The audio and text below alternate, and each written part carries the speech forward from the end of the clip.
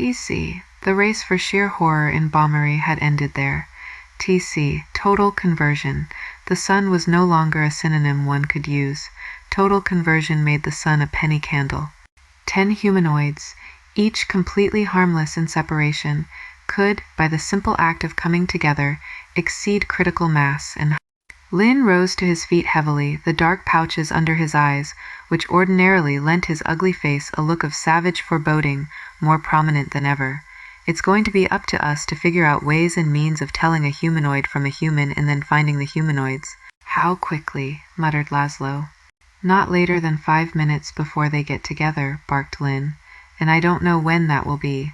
Breckenridge nodded. I'm glad you're with us now, sir. I'm to bring you back to Washington for conference, you know. Lin raised his eyebrows. All right. He wondered if, had he delayed longer in being convinced, he might not have been replaced forthwith, if some other chief of the Bureau of Robotics might not be conferring in Washington. He suddenly wished earnestly that exactly that had come to pass.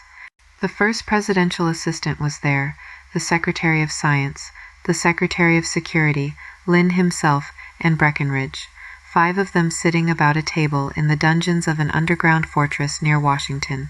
Presidential Assistant Jeffries was an impressive man, handsome in a white-haired and just a trifle jowly fashion, solid, thoughtful, and as unobtrusive politically as a presidential assistant ought to be. He spoke incisively. There are 3 questions that face us as I see it. First, when are the humanoids going to get together?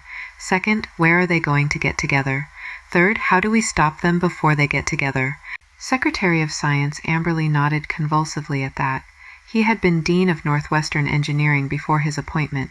He was thin, sharp-featured, and noticeably edgy. His forefinger traced slow circles on the table.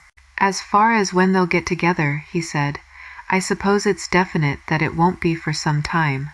Why do you say that? Asked Lin sharply. They've been in the U.S. at least a month already. So security says.